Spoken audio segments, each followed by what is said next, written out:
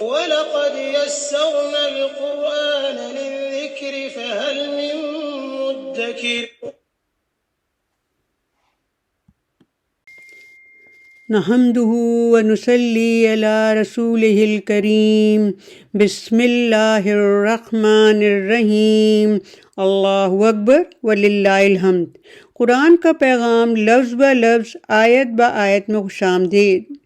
سورہ قمر میں اللہ سبحانہ تعالیٰ نے کئی بار فرمایا ہے وَلَقَدْ يَسَّرْنَا الْقُرْآنَ لِلذِّكْرِ فَهَلْ مِن مُّدَّكِرٍ، اور بلا شبہ آسان بنا دیا ہم نے اس قرآن کو سمجھنے کے لیے، تو کیا ہے کوئی سوچنے سمجھنے والا۔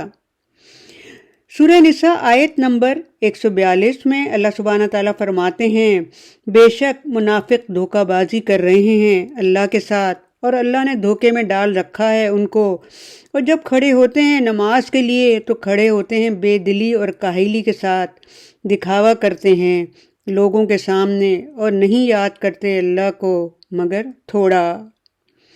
نبی کریم صلی اللہ علیہ وآلہ وسلم نے فرمایا اللہ تعالیٰ کو دھوکہ نہ دو، کیونکہ جو اللہ تعالیٰ کو دھوکہ دیتا ہے اللہ تعالیٰ اس کو دھوکے کی سزا دیتا ہے، دوسرے وہ اپنے آپ کو بھی دھوکہ دیتا ہے اگر وہ سمجھے۔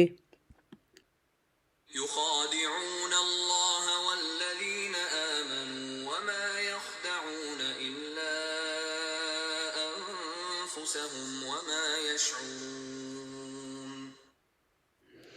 آیت نمبر 9 کا ترجمہ۔ دھوکہ بازی کر رہے ہیں وہ اللہ سے اور ایمان والوں سے، جبکہ نہیں دھوکہ دے رہے مگر اپنے آپ کو ہی، لیکن انہیں اس کا شعور نہیں۔ آیت نمبر 9 کا لفظی ترجمہ۔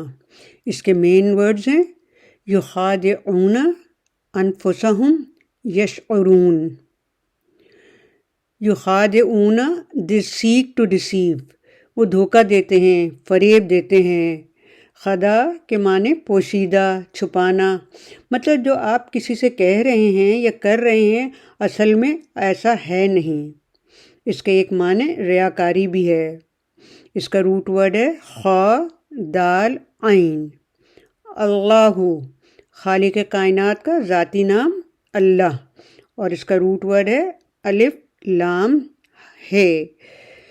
والذین، اینڈ دوز ہو، ان لوگوں کو جو ہیں، پروناؤن ہے، آمنو، بلیوڈ، جو ایمان لائے، آمنہ سے بنائے پختہ یقین رکھتے ہیں، اور اس کا روٹ ورڈ ہے الف میم نون۔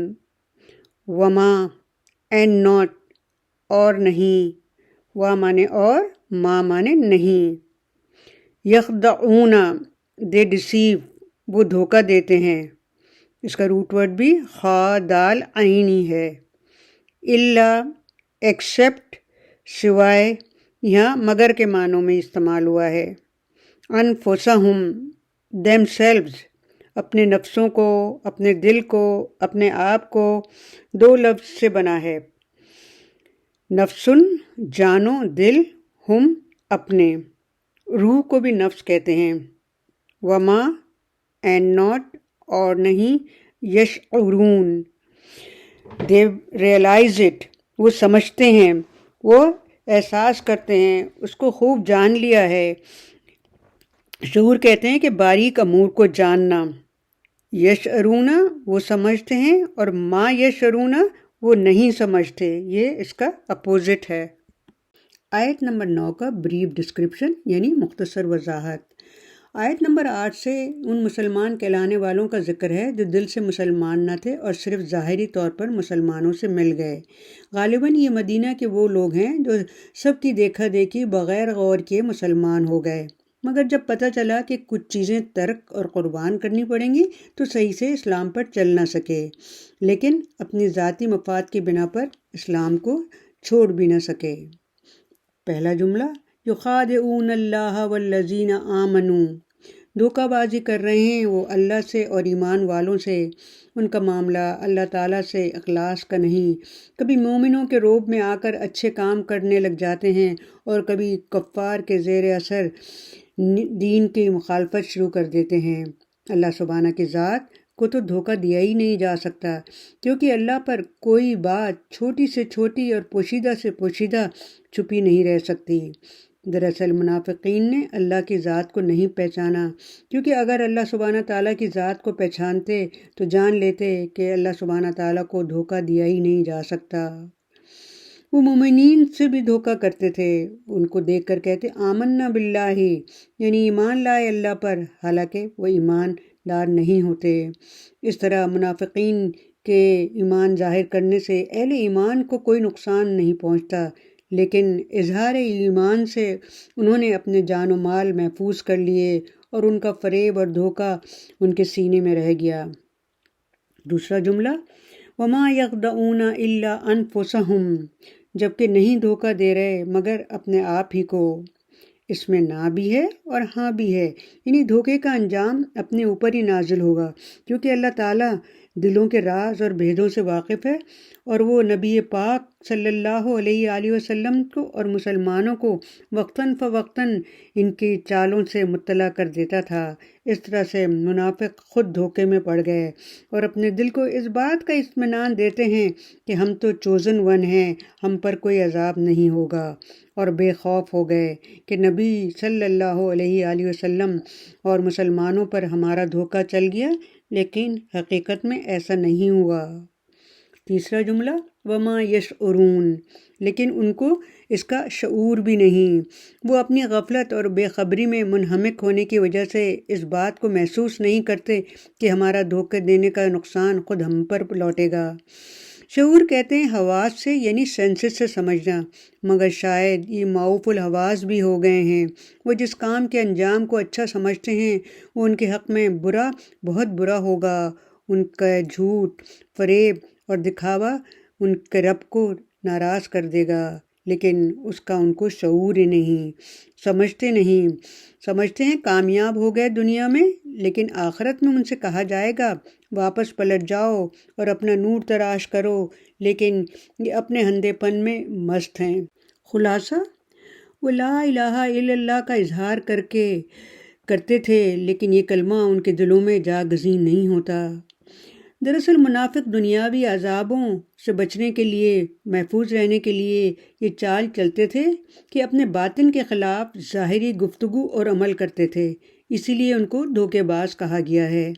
وہ اس کو بھلائی اور کامیابی سمجھتے تھے، حالانکہ یہ سبب ہوگا ان کے لیے عذاب اور غضب الہی کا، جس کی سہنے کی ان میں طاقت نہیں، اور یہ دھوکہ ان کے لیے نقصان دہ ہوگا، اور وہ اپنی حماقت اور جہالت کی وجہ سے اس کا شعور ہی نہیں رکھتے کہ یہ ہمارے لیے نقصان دہ ہے۔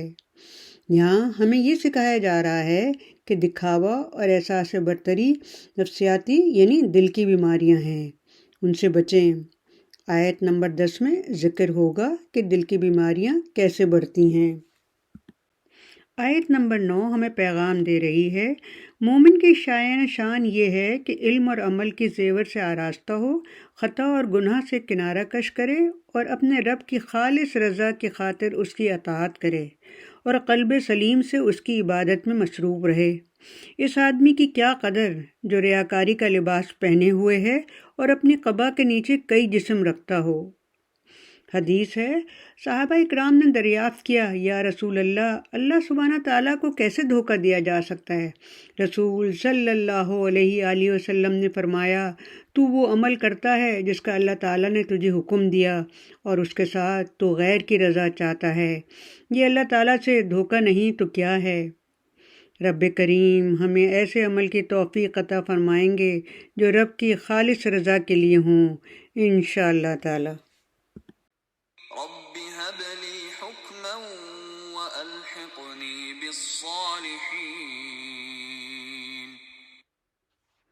اے میرے مالک، عطا فرما تو مجھے حکمت، اور شامل فرما تو مجھے صالحین میں۔ آمین ثم آمین۔